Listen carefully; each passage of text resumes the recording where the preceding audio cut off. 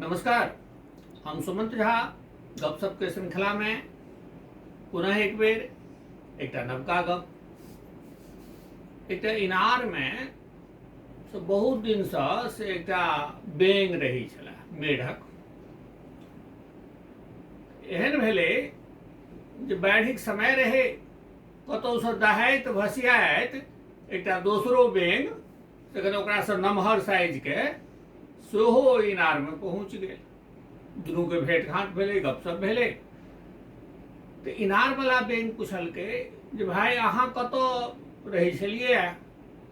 तो कहलकै जे हम तो समुद्र में रहै छलियै, से हिलोर पर से आबि गेलियै नदी में बाढ़ि आयल रहे, तो अबैत अबैत एतऽ पहुंच गेलियै। तो ताहि पर इनार वाला मेढक कहलकै जे समुद्र केहन होइ छै? इनारे एहने? तो कहलकै नहीं, वो तो बड़कीटा होइ छै। तो कतेटा? वो एना के हाथ कऽ कहलकै एतेटा।